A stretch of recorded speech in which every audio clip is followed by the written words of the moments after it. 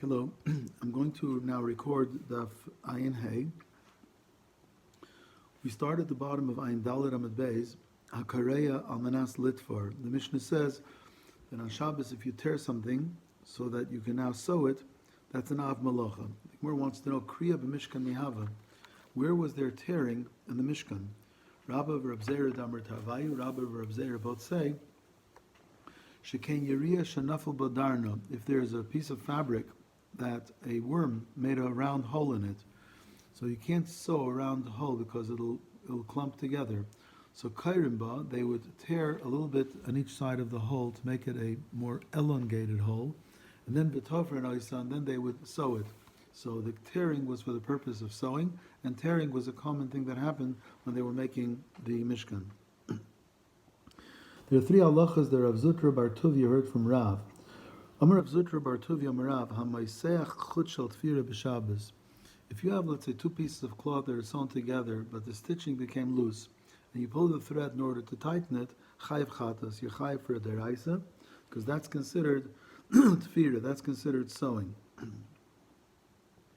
Pulling it together is considered the malach of sewing, because sewing is using thread to attach two things together, and here also using the thread to attach two things together, even though you're not actually stitching. He also said, if you learn anything from a mogosh, and a mogosh is somebody who incites people to avodah zarah, so you're chayiv misa b'dei shamayim, you shouldn't even learn Torah from him. Somebody who knows how to calculate the orbit of the earth around the sun, and also the movement of the constellations, and he doesn't calculate them, Osir l'saper, you shouldn't learn divrei Torah himenu from him, to be explained in a minute. What is an amgusha? When the Gemara talks about amgusha, there's a dispute between Rav and Shmuel. Chadamar charshe, one says that's a magician or sorcerer. The chadamar gidufi, one says it's someone who curses Hashem in order to lure people to avodah zarah. Testayim, I'll prove to you the Rav Amar Gidufi. The Rav said that the Amgushi is the one who curses to Hashem and lures people to avodah zarah. Because the Amar of Zutra Bar Tuvia Rav, we just learned that Rav said, if you learn anything from a mogash, you're chayiv misa. Now, the Isal Kedata Charshi, if a mogash would simply be a magician or a sorcerer, it's not so prohibited to learn anything from him. Haksiv, the Torah writes, you should not learn how to practice sorcery or magic. But you need to learn it in order to understand it, that if a false prophet ever uses it, you know that what type of magic he's using, or lahayros, or to teach others what kind of magic or sorcery is prohibited, so then you wouldn't be chayiv misi if you learned something from him. But if he curses towards Hashem and lures people to worship avodah zarah, for sure you should learn nothing from him. It's testayim, so it's a proof. The Rav who says, Yechayiv Misa b'dei shamayim, if you learn anything from a mogash, the mogash is the mesis, the insider. Amar Rabbi Shimon ben Pazi, Amar Rabbi Shimon Levi, Mishum bar Kapora, Kol hayedei l'chashev b'tkufay sumazolis. So whoever knows how to calculate the seasons by calculating the orbit of the earth around the sun, he knows how to calculate the position of the constellations, Ve'ena chayshev, and he doesn't do it. Allah v'akasav Aimer, the pasuk in Yeshaya says about him, Espayel Hashem lo yabitu, he doesn't look at what Hashem did. Masi yadav le'ro, he doesn't see what Hashem's hands made. In other words, it's important for people to appreciate, to understand the tkufas and the mazolos, so then you appreciate the greatness of Hashem's bria. Amar Rabbi Shmuel bar Nachmani, Amar Rabbi Yonasan, minayin shemitzvah la'adam l'chashev tkufas and mazolos. How do you know a person should calculate the seasons and the constellations? Shenemar, because it says ushmartem v'asisam, you should guard and do what? Ki chachmaschem v'vinaschem le'nei amim, something that all the nations recognize as your knowledge and your wisdom. Eze chachma bina shi le'nei amim, what knowledge and wisdom will the nations of the world recognize we are unique in? Haviyamer zechishav tkufas umazolis, to be able to calculate the seasons and the constellations. We learned in the Mishnah one of the Avos Malachas is capturing Hatzad Tzvi, one who traps a deer. Taner Rabbanan, the Rabbanan taught in the Braisa, Hatzad Chilazain, whoever traps this Chilazain, a fish or worm from the sea, and then he squeezes it in order to squeeze out its blood, which is what gives you the color of the dye. He's chayiv for having caught it, that's Seda, but he's not chayiv for squeezing out the blood. Rabbi Yehuda Aimer chayiv shtaim. Rabbi Yehuda says you're chayiv too. You're chayiv for the trapping of this fish, this chilazain, and you're also chayiv for the extraction of the blood. Shaya Rabbi Yehuda Aimer, because Rabbi Yehuda said p'tzia b'chlal disha. P'tzia is a form of disha, threshing. In threshing, you separate the kernel from its stalk or from its straw, and here also you're separating the blood which is within this chilazin. Amrullah, but the Chum disagreed with Rabbi Yehuda, and they said, "Ein p'tzia b'chal disha." The squeezing of the blood from the chilazin is not included in the av of disha. You're only chayiv for having trapped the chilazin, but not for the p'tzia. Amar Rav, so Rav explains, "My time of the Rabbanan." Why did the Rabbanan say that removing the blood from the chilazin is not the same as removing the kernel from its psilis? Because ksavri ain't disha al karka, because they hold that disha is only things that grow from the ground, and the chilazin does not grow from the ground. The Gemara asks, but by the way, forget about disha, v'lichayiv nami mishum netilas neshama. You should be chayiv because when you squeeze the chilazin, you're killing it, so you should be chayiv for taking its life. Rabbi Yochanan shepitzoi meis. It's speaking where the chilazin had already died. When you're removing the blood from it, you're not killing it, it's already dead. So therefore, the Rabbanan held you're only chayiv for having trapped it in the past, and then it died by itself. Now the removing of the blood is not disha. Rav Amarav is afilu taima shepitzoi chai. It's speaking where you were extracting the blood from this chilazin while it was alive, but you're not chayiv for netilas neshama because misasek hu etzel netilas neshama. You're misasek, you're occupied. You're busy removing the blood, and you're not interested, or you're not. It's not your your job, your work is not to kill it. You're just extracting the blood. So l'chayr it's a davar she'en mischaven. You're doing it unintentionally. The Gemara asks, "V'abaye v'Rava damer tarvayu." Abaye v'Rava both say, "Moider Rabbi Shimon b'psikreisha v'layamus." Even though Rabbi Shimon holds you're potter if you do something unintentionally, Rabbi Shimon is moider if it is inevitable to happen. You're chayiv. So the chayiv here also, even though your intent is the extraction of blood and not the killing of the chilazin, but if it's inevitable, you should be chayiv for netilas neshama. The Gemara explains, Shani hacha de kama de isbei neshama tfeinichalei ki hechi de litzil tzivei. The Gemara makes a statement. The person who's extracting the blood prefers the chilazin should remain alive. Why? Because as long as it's alive, the color of the blood that comes out is a clearer and better color.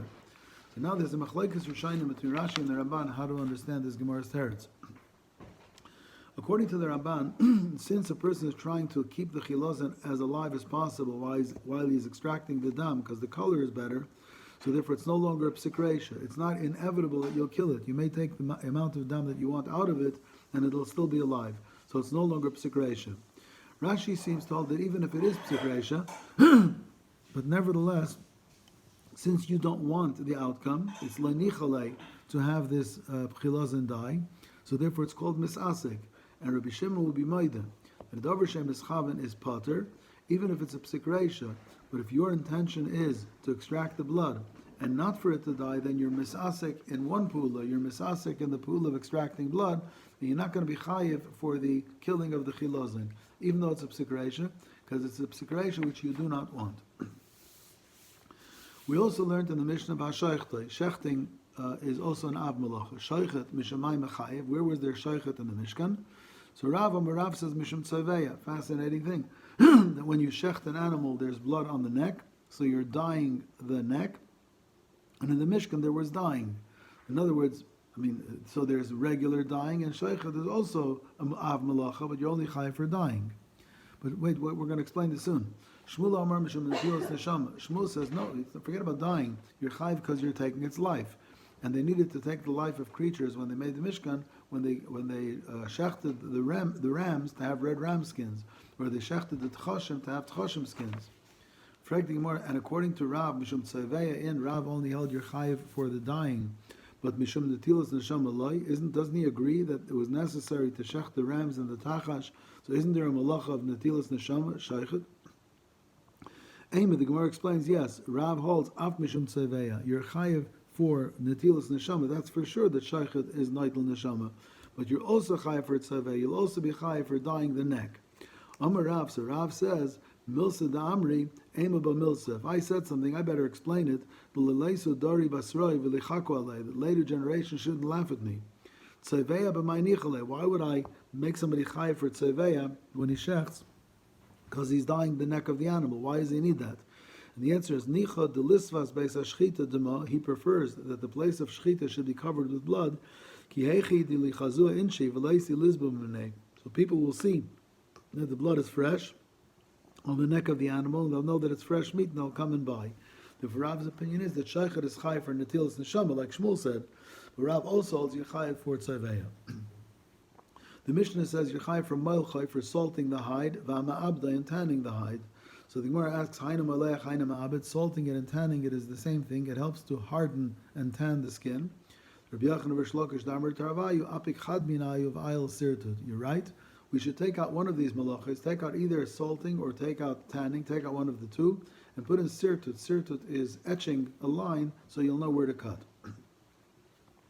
Amar Rabba Baravuna says that Hayman de Malach Bisra, somebody who salts meat, chayiv mishum ma'abed, he's chayiv for tanning. Now tanning leather makes it hard. Rav Amar Rava says, Ein ibud ba'echlin. There's no tanning when we're dealing with food products.